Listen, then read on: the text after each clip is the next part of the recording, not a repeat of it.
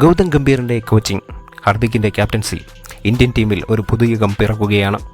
പക്ഷേ അപ്പോഴും ചോദ്യചിഹ്നമായി അവശേഷിക്കുന്നത് കോഹ്ലി ഗംഭീർ റിലേഷൻ സംബന്ധിച്ചാണ്. രണ്ടുപേരും തമ്മിലുള്ള സ്വരച്ചേർച്ചയില്ലായ്മ പലപ്പോഴും കണ്ടിട്ടുള്ളതാണ്. നിലവിൽ വലിയ പ്രശ്നങ്ങളില്ലെങ്കിൽ പോലും ഗംഭീറിനെ കോച്ചായി നിയമിക്കുന്നതിനെക്കുറിച്ച് കോഹ്ലിയുടെ അഭിപ്രായം ചോദിച്ചിട്ടില്ല എന്നാണ് പുറത്തുവരുന്ന റിപ്പോർട്ടുകൾ. ഇവർ തമ്മിലുള്ള പ്രശ്നങ്ങളെക്കാൾ യങ്സ്റ്റേഴ്സിനെ ഉൾപ്പെടുത്തി ടീം ഇന്ത്യയെ ശക്തിപ്പെടുത്തുന്നതിനാണ് പ്രാധാന്യം കൽപ്പിക്കുന്നതെന്ന് BCCI ഒഫീഷ്യൽ ഹിന്ദുസ്ഥാൻ ടൈംസിനോട് വെളിപ്പെടുത്തി. ഗംഭീർ അവസാനമായി കളിച്ച ടെസ്റ്റ് മാച്ചിലെ ക്യാപ്റ്റൻ കോഹ്ലിയായിരുന്നു എന്നത് മറ്റൊരു ഫാക്ട്. രോഹിത് ശർമ്മയെ സംബന്ധിച്ച് രാഹുൽ ദ്രാവിഡുമായി മികച്ച ബോണ്ടിംഗ് ആയിരുന്നു ഉണ്ടായിരുന്നത്.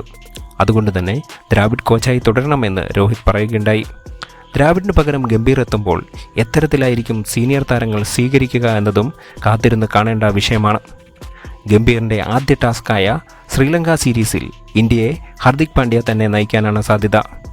കാരണം കോഹ്ലി, രോഹിത് എന്നിവർ ഈ പരമ്പരയിൽ നിന്ന് വിട്ടുനിൽക്കുമെന്നാണ് പുറത്തുവരുന്ന അപ്ഡേറ്റ്.